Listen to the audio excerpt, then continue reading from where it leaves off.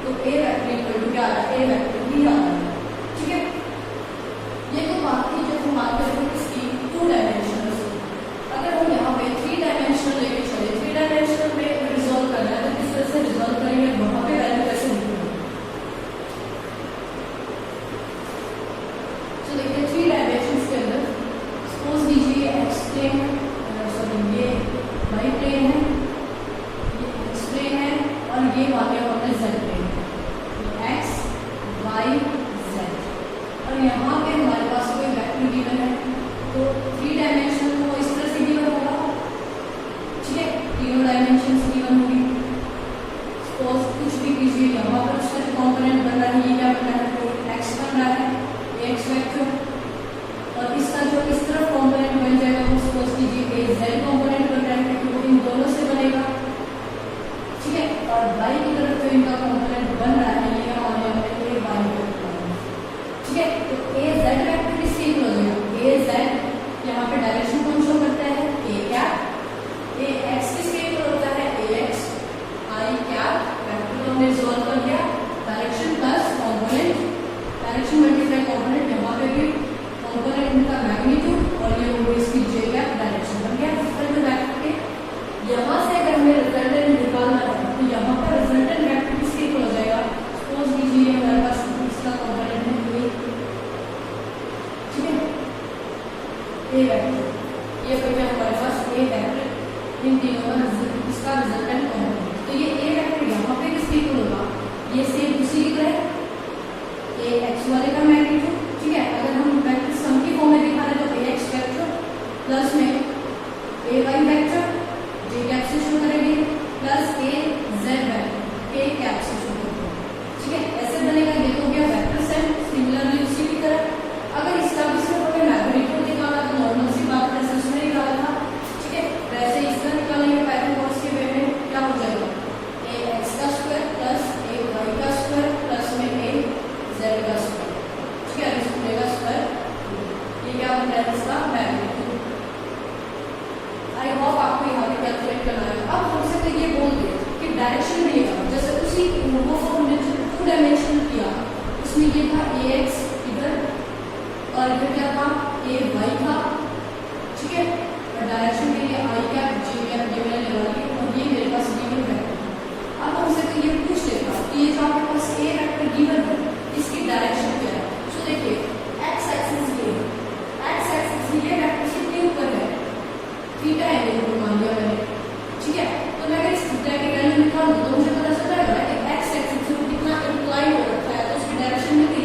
तो इस तरह से डायरेक्शन निकालने के लिए हम क्या बात करते हैं, tan थीटा की बात करते हैं। जब ये डायरेक्शन निकालना हमेशा टेंजेंट की फॉर्म में निकालते हैं। सो tan थीटा किसके इक्वल होता है, perpendicular divide by base, perpendicular by base. Perpendicular क्या है यहाँ पे, ये ए वाई अपन में बेस क्या है ये एक्स, ठीक है। तो इस तरह से हम क्या निकाल सकते हैं tan थीटा। सो मुझे क्या निकालना, सिर्फ थीटा है निकालना कि एक्स एक्सिस से जितना ऊपर होगा उसी हिसाब से उसकी डायरेक्शन बता देंगे। तो ये किसके इक्वल आ जाएगा, tan इनवर्स ए वाई अपॉन में ए एक्स। आई होप ये होता है, ठीक है। तो इस तरह से हमने क्या निकाल दी tan थीटा की वैल्यू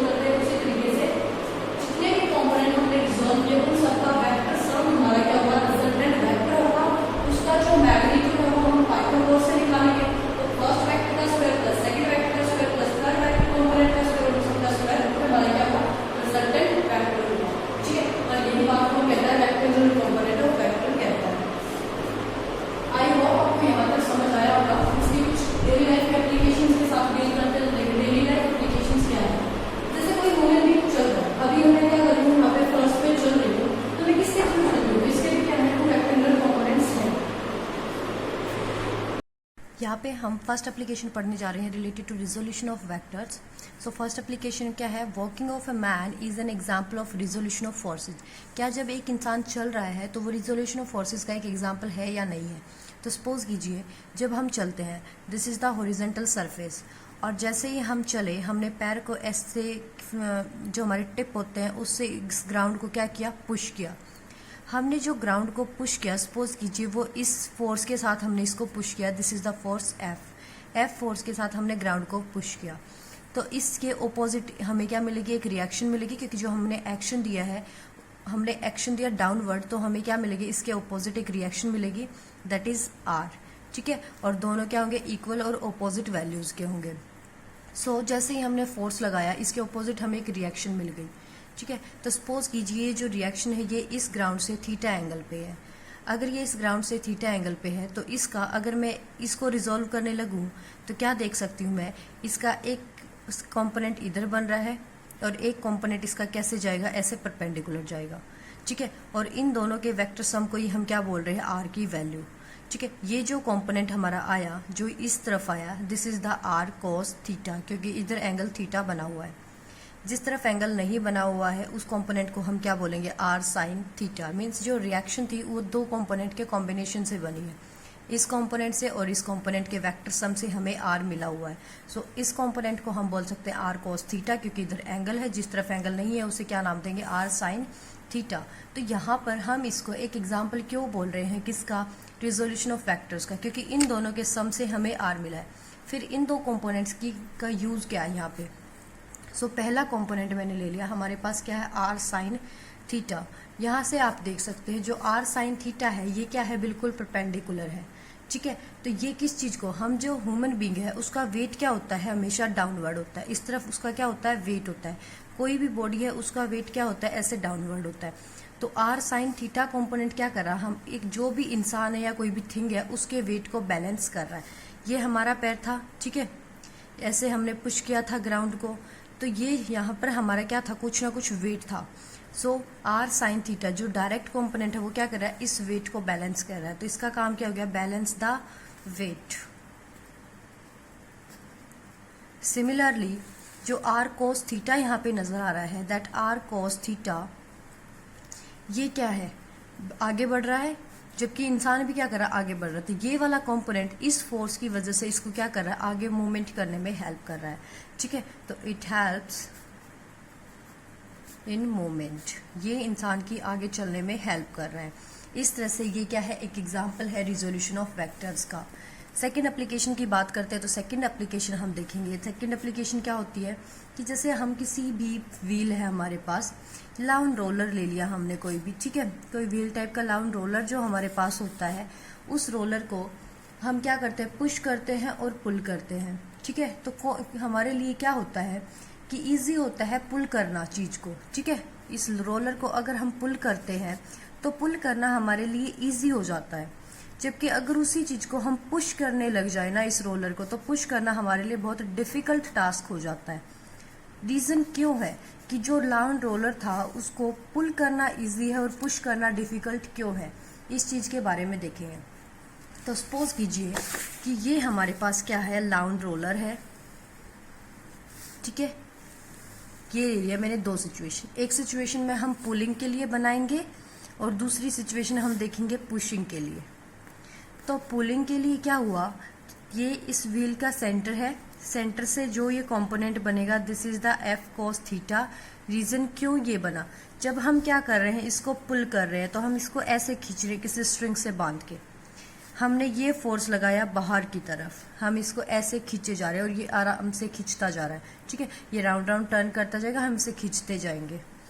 तो इसका ये किस किस का वेक्टर सम बन रहा है, this is the vector sum of this component and this component. इस कंपोनेंट की तरफ इसकी वैल्यू ये हो गई, इस वैल्यू को हमने नाम दे दिया एफ कोस थीटा। ठीक है, और ये जो कंपोनेंट है इस तरफ इसकी जो वैल्यू बनी वो ये बन गई और इसको नाम दे दिया हमने एफ साइन थीटा। अब हुआ क्या, यहाँ पे जो इस व्हील का वेट है वो वेट होगा डाउनवर्ड, ये होगा इसका वेट। ये तो पुलिंग के टाइम पे हम उसको बाहर की तरफ खींच रहे हैं। जब हम पुश करते हैं उसको इनवर्ड्स तो क्या होगा, यहाँ से हम उसको क्या कर रहे हैं, पुश कर रहे हैं आगे की तरफ, तो फोर्स लगा रहे हैं हम इस डायरेक्शन में। ठीक है, this is the force F. ये फोर्स अगर इस तरफ है तो ये क्या हो रहा है, व्हील के अंदर ऐसे लग रहा है। ठीक है, तो इसका मतलब इधर ये हुआ आउटवर्ड। अगर इधर ये आउटवर्ड हुआ तो इसका कंपोनेंट भी इस तरफ ही हुआ, क्योंकि उधर से हमने इसको पुश किया है। तो ये फोर्स ऐसे लगा तो इसका आउटवर्ड पार्ट बना इस तरफ। जब आउटवर्ड पार्ट इसका इस तरफ बना तो ये क्या है, वेक्टर सम है हॉरिजॉन्टल और वर्टिकल कंपोनेंट्स का। तो इसका हॉरिजॉन्टल और वर्टिकल कंपोनेंट्स अगर हम ड्रॉ करें तो वो ये बन रहे हैं। ठीक है, एक को मैंने नाम दे दिया एफ साइन थीटा, क्योंकि ये एंगल थीटा हमने कंसीडर किया है। तो ये हो गया हमारे पास एफ कॉस थीटा। ठीक है, तो ये हमारे पास वर्टिकल और हॉरिजॉन्टल कंपोनेंट इसके हो गए हैं। तो यहाँ पे देखिए इसी डायरेक्शन में क्या लगा हुआ है, वेट लगा हुआ है। तो इस पुलिंग के केस में हम देखें तो वेट क्या है, weight F sine theta weight से जस्ट ऑपोजिट है। तो इफेक्टिव वेट क्या बन रहा है हमारे पास, इफेक्टिव वेट किसके इक्वल आ जाएगा, ये जो वेट डाउनवर्ड है माइनस में हो जाएगा F cos F sine theta, क्योंकि वो कंपोनेंट क्या है यहाँ पे, वो इसके जस्ट ऑपोजिट डायरेक्शन में, इस वेट के ऑपोजिट डायरेक्शन में, इसलिए ये कंपोनेंट क्या हुआ, यहाँ से माइनस हो गया। और व्हील हमें क्या लगेगा, जैसे लाइट वेटेड है इसलिए हम उसको आसानी से कैरी करके ले जा सकते हैं। यहाँ पे देखिए एफ साइन थीटा भी इसी डायरेक्शन में है और वेट भी इस डायरेक्शन में, तो हमें क्या लगेगा, जैसे व्हील बहुत भारी है, क्योंकि नेट वेट क्या बन रहा है हमारे पास, W plus F sine theta, ये बन रहा है हमारे पास नेट वेट। तो इसकी वजह से जो वेट इसका व्हील है वो व्हील हमें बहुत भारी लगेगा और इसको पुश करना हमारे लिए इजी नहीं होगा। ठीक है, बट यहाँ पर क्या हो रहा है, नेट वेट हमें कम लग रहा है, इसलिए इसको पुल करना हमारे लिए क्या हो रहा है, बहुत ज्यादा इजी लग रहा है। एक और चीज आपने ध्यान रखनी है, एज अ नोट आप उस चीज को याद रखेंगे कि अगर ये जो थीटा एंगल है ये इक्वल टू 0 हो जाए, ठीक है, ये जो थीटा एंगल है ये इक्वल टू क्या हो जाए, 0 हो जाए। तो इक्वल टू 0 हो गया, उस केस में ये एफ क्या हुआ, इसी डायरेक्शन में चला गया, एफ कोस थीटा की डायरेक्शन में। फिर इसका एफ साइन थीटा इस तरफ नहीं आ रहा है, उस केस में जो वेट होगा रोलर का वो क्या होगा, उसका अपना एक्चुअल वेट होगा mg। ठीक है, सो ये याद रखना आपने कि theta is equal to 0 degree है। ठीक है, तो उस केस में क्या होगा, जो वेट होगा वो वेट उसका एक्चुअल वेट होगा। बट अगर हम उसको पुश कर रहे हैं डाउनवर्ड तो इफेक्टिव वेट बढ़ जाएगा। अगर हम उसको पुल कर रहे हैं तो इफेक्टिव वेट क्या हो जाएगा, कम हो जाएगा। These are the 3 conditions to carry any loaded rollers from one place to another place. आगे चलते हैं और बात करते हैं कुछ न्यूमेरिकल्स की। सो देखिए हमारा क्वेश्चन 1 क्या कहता है, A motor boat racing towards the north at 25 kilometre per hour. क्या कहता है कि कोई मोटर बोट है जो 25 किलोमीटर पर आवर की स्पीड से चल रही है और किस डायरेक्शन में, नॉर्थ डायरेक्शन में। तो हम क्या कर लेते हैं, यहाँ पे अगर हमें डायरेक्शंस गिवन है तो हम डायरेक्शंस प्लॉट कर लेते हैं। यहाँ पे नॉर्थ होता है, यहाँ पे साउथ, इधर ईस्ट होता है, इधर होते हैं वेस्ट। सो ये नॉर्थ की तरफ चल रही है और कितनी चली, सपोज कीजिए यहाँ तक चली है, किस स्पीड से, 25 किलोमीटर पर आवर की स्पीड से।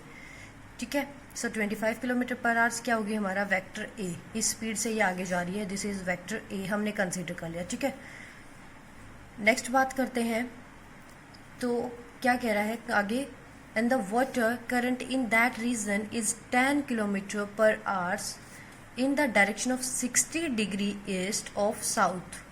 साउथ से 60 डिग्री ईस्ट की तरफ, ठीक है, ये 60 डिग्री का एंगल बनाया और इस तरफ क्या कर रहा है, करंट फ्लो कर रहा है। ठीक है, वाटर का करंट इस डायरेक्शन में है और किस स्पीड से मूव कर रहा है, ये 10 किलोमीटर पर आवर्स की स्पीड से। तो ये हो गया 10 किलोमीटर पर आवर्स की स्पीड से, और ये मैंने अज्यूम कर लिया बी वेक्टर है। क्यों, क्योंकि हमें पता है कि जो स्पीड होती है वो क्या होती है, यहाँ पर ये एक पर्टिकुलर डायरेक्शन में जा रही है, नॉर्थ में जा रही है, इस तरफ जा रहा है, तो these are the vector quantities, means these are the velocities. अब अगर हमें क्या निकालना है, इसका रिजल्टेंट निकालना, तो रिजल्टेंट क्या होता है, यहाँ से हम प्लॉट करेंगे इस लाइन के पैरेलल, यहाँ से मैंने प्लॉट किया उस लाइन के पैरेलल, फिर इस वेक्टर से मैं प्लॉट करूँगी इस वेक्टर के पैरेलल, तो इस वेक्टर के पैरेलल मैंने ये प्लॉट कर दिया, जहाँ पे ये मीट करते हैं, this is our resultant R. मैंने ये रिजल्टेंट वेक्टर मान लिया आर, और इसकी वैल्यू को मुझे क्या करना है, फाइंड आउट करना है। सो देखिए हमें क्या पता है, a इज इक्वल टू किसके इक्वल आ गया है, 25 किलोमीटर पर आवर के इक्वल आ गया। एक वेक्टर हमें मिल चुका है। सेकंड वेक्टर हमने मान लिया सेकंड क्वांटिटी को, जो क्या गिवन है, 10 किलोमीटर पर आवर्स गिवन है। ठीक है, क्योंकि हमें रिजल्टेंट निकालना था, इसलिए हमें इनको वेक्टर क्वांटिटीज फॉर्म में रिजॉल्व करना पड़ता है। सो अब बात करते हैं एंगल की। अब हमें क्या चाहिए, थीटा चाहिए, क्योंकि हमें पता है जो रिजल्टेंट होता है r is equal to a का स्क्वायर प्लस में b का स्क्वायर प्लस में 2ab cos थीटा और इस पूरे का होल रूट, ये होता है। तो यहाँ पे मुझे क्या चाहिए, theta. Theta is the angle between these two quantities, इनके बीच का एंगल होता है। सो देखिए कैसे निकालेंगे, हमें क्या पता है, ये एंगल यहाँ से यहाँ तक 90 डिग्री, ये यहाँ से यहाँ तक 90 डिग्री, लेकिन 60 डिग्री यहाँ से जा चुका, तो ऊपर कितना बचा यहाँ पे 30 डिग्री। ये है हमारे पास 90, तो इस ए के और बी के बीच में 90 प्लस 30 कितना हो गया, एंगल 120 डिग्री। तो यहाँ से थीटा की वैल्यू आ गई 120 डिग्री। ठीक है, तीनों टर्म्स हमारे पास है, हम तीनों वैल्यूज की यहाँ पे पुट कर देते हैं, रिजल्टेंट को निकाल लेंगे। r इज इक्वल टू क्या हो गया, 25 का स्क्वायर प्लस में b की वैल्यू क्या थी हमारे पास 10, सो 10 का स्क्वायर प्लस में 2 multiply 2ab cos theta, a की वैल्यू 25, b की वैल्यू है 10 and cos theta means cos 120 degree. अब cos 120 डिग्री किस में गया, सेकंड क्वाड्रेंट में, वैल्यू क्या रहेगी, -1/2 आ जाएगा। आगे ये values as it is 10 multiply 25 into में 2 प्लस में 10 का स्क्वायर हो गया 100, 25 का स्क्वायर हो गया 625 एंड इट्स का होल रूट।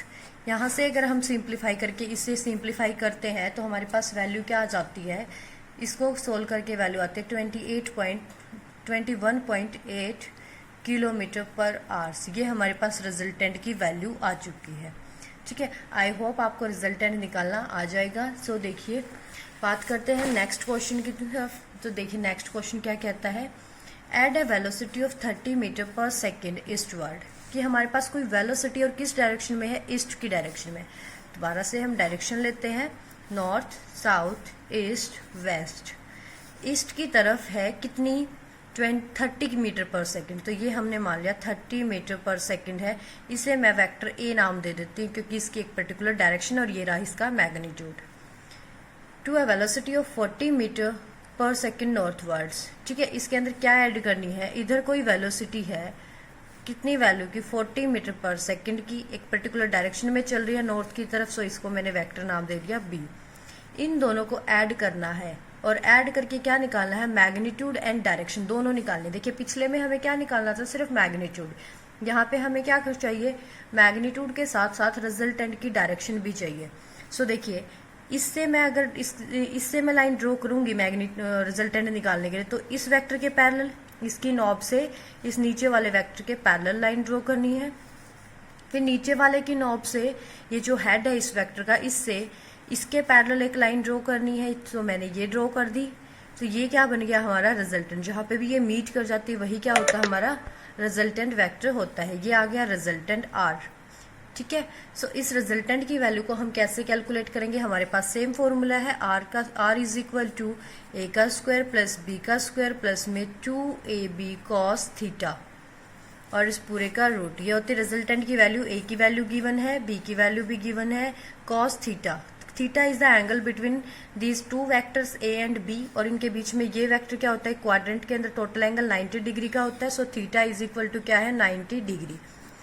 वैल्यू पुट करते हैं, यहाँ से निकल जाएगा, ए की जगह पे पुट किया 30 का स्क्वायर प्लस में बी की जगह पे रखेंगे 40 का स्क्वायर प्लस में 2 मल्टीप्लाई 30 मल्टीप्लाई 40 एंड cos 90 की वैल्यू क्या हो जाती है, 1 हो जाती है। ठीक है, क्योंकि cos थीटा है, थीटा इज 90, cos 90 1 हो गया। इसको सिंप्लीफाई करेंगे, 30 का स्क्वायर क्या हो जाता है 900, 40 का स्क्वायर क्या हो जाता है 1600 प्लस में इनकी मल्टीप्लाई करती हूँ 4 3 जा 12 एंड 12 2 जा 2400, ये बन गया। और इन सब को ऐड करके इसमें इसका रिजल्टेंट निकालो तो ये नियर अबाउट किसके आ जाता है, 50 मीटर पर सेकेंड के। ठीक है, इसको सिंप्लीफाई कर देंगे और सिंप्लीफाई करेंगे तो फिर क्या होगा, हमारे पास 20 मीटर पर सेकेंड ये इसकी वैल्यू आ जाएगी। ये तो निकल गई रिजल्टेंट की वैल्यू। अब रिजल्टेंट की डायरेक्शन, सो देखिए जो हमारा हॉरिजॉन्टल वेक्टर है इससे रिजल्टेंट कितना ऊपर है, सपोज कीजिए इससे बीटा एंगल ऊपर है, तो रिजल्टेंट निकालने के लिए हम क्या निकालते हैं, tan बीटा निकालेंगे कि ये जो हमारे एक्स एक्सिस होती है ना, इससे जितना भी ऊपर होता है उसी को हम एक एंगल मान लेते हैं। सपोज क्या बीटा एंगल ऊपर है, हमें पता है रिजल्टेंट निकालने के लिए हम tan बीटा निकाल सकते। tan beta is equal to किसके इक्वल होता है, इस ट्रायंगल के अंदर tan बीटा किसके इक्वल हो जाएगा हमारे पास, ये हमारे पास क्या है, बी वेक्टर के इक्विवेलेंट है। ओके, इसलिए हमने ये वाली एक ट्रायंगल ले ली। सो इस ट्रायंगल के अंदर अगर ये बीटा है तो ये बेस है, ये परपेंडिकुलर है और ये हाइपोटेन्यूज है। सो ये किसके इक्वल हो जाएगा हमारे पास, यहाँ पे ये perpendicular divide by base. So tan beta is equal to B by A. अब b की वैल्यू कितनी थी 40, a की वैल्यू कितनी है 30, इज इक्वल टू क्या हो गया 1.333, ऐसे चलता जाएगा।